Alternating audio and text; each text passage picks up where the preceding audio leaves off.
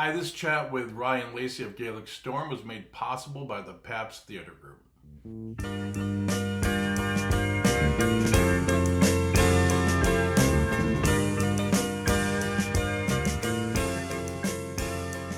When I answered the phone, I expected to hear an Irish accent. What the heck's going on?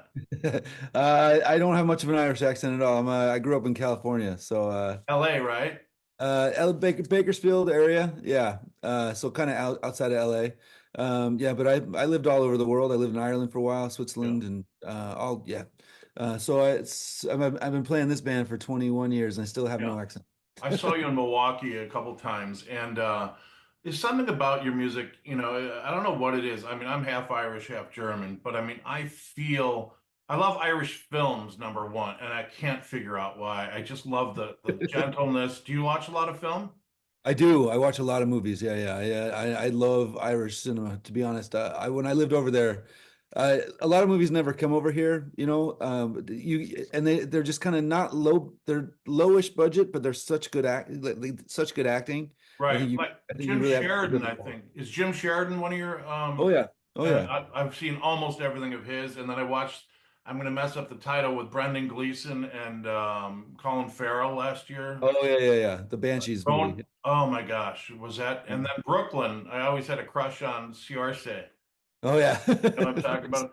I like the fact that the Irish in film are just not afraid. I think European filmmakers in general are not afraid to take their time, Yeah. and let Yeah, yeah. stories develop, you know. It's very, very true. Very true. I, My wife and Patrick in our band, huge fans of The Quiet Man. that one I haven't seen. It's an old movie with oh geez, the old country. It's not country. The cowboy actor, John Wayne. Yeah, Gosh, he goes over to Ireland, and it's such a great movie. But yeah. they both inundated me into it. So Did you see In America? oh yeah, yeah, that's a great movie too. My wife is and I are very different, because that's a hard film to feel. I mean, I love that kind of stuff, and my wife is more rom-comish, and I don't mind Okay, rom-coms, but I also know that for me, a truly, and I guess I'm on the dark edge sometimes, and maybe that's the Irish in me that likes to see things, a little bit that way, unblemished and very, just with all its faults, and I yeah. love that in the film. Talk to me about Gaelic Storm. Were you recruited? Are you a founding member? I'm sorry that I don't know that. No, I'm not a founding member. I was living in Los Angeles at the time. I just graduated from a music college about 6 months prior to that, and I was working around Hollywood with different Mhm. rock bands and any band that kind of needed somebody. And I was doing a bunch of auditions for a bunch of bands in the LA area, and I ended up meeting somebody that knew them.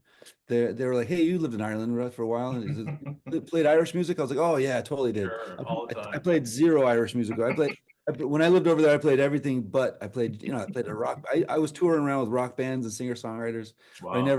I never played any Irish music. But the nice thing about Gaelic Storm is we blend a lot of world percussion in. Yeah. So that's one of the things that I've been doing for a long time. So and like Brazilian, Cuban, and Sure. African drumming. It just kind of that's what I was studying at the time. To be honest, I was about to move to Cuba.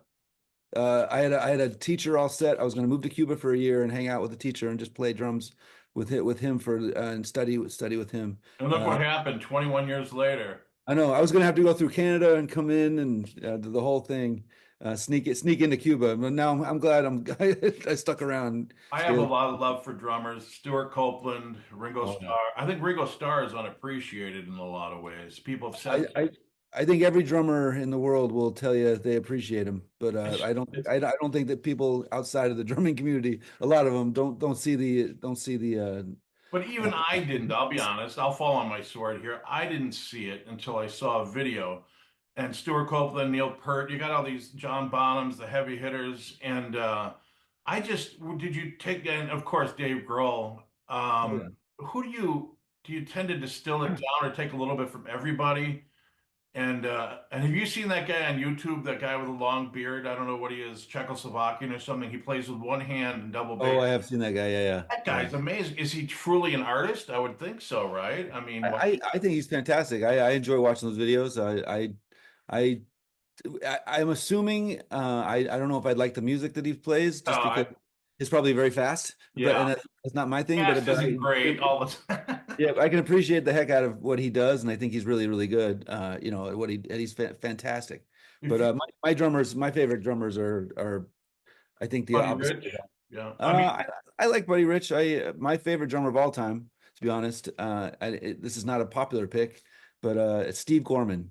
So I'm a big Black Crowes fan. oh, he's with Black Crowes. Steve Gorman was like the founding member of them, and he basically he he set my course. To be honest, that him and Questlove from the Roots. I love both of them. So Is there a, and I don't mean, I hope this isn't too stupid, but a drummer, you tend to look, is there a snobbishness sometimes about, oh, that guy's not, or do they just play their milieu? Do they play to their strengths in that genre? I mean, you may say somebody like, drummer X isn't a great drummer, but they could be, and they're just playing within the constructs or confines of that music. Does that make sense?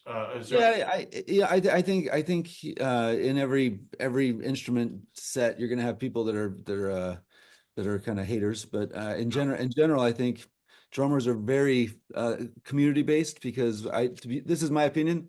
We're not looking for the limelight. I think we're Mhm. looking to bolster everything up and make Mhm. everything else sound fuller That's interesting. and push everybody else to the top. That makes sense. And then slowly but surely you get there as well. But you could take the White Stripes, and I don't know if it was his wife or sister, but she did the job. I mean, I didn't expect her to go into a Neil Peart, breakthrough, but she was sufficient for what he needed. He's not an idiot, and he Oh, knew she what was he needed. fantastic. I love Meg White. I Yeah. love she played and she played heavy. I mean, She she was a thumper. Yeah, Yeah. she's a badass, man. I always liked her.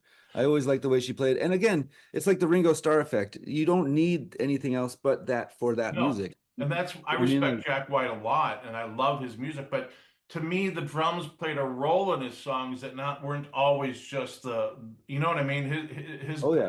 had a character to them. Like, Icky Thump and some of those have a real interesting beat to them. And there's something about drums. I mean, I've been playing since I was, 15 and I suck so bad. I just wonder what that is. I mean, we all have our strengths, right?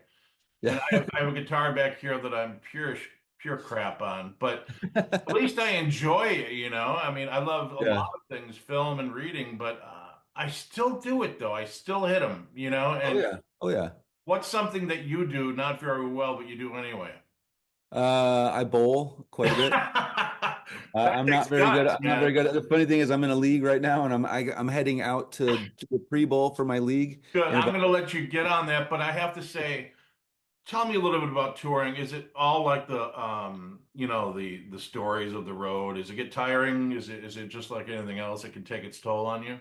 Yeah, I think we've again 21 years, and I was younger, obviously a lot younger when I started, but mentally everything. I was 25 when I joined this band, so I was a Yeah. completely different person. Yeah, and as you get older and have kids and you get married, Yeah. and not everybody does that, but I know for me, your priorities change and your outlook on life changes, and I appreciate being able to play music for a living Yeah. much more than I used to. You know what I mean? I know how important it is for me to have this opportunity. So Yeah.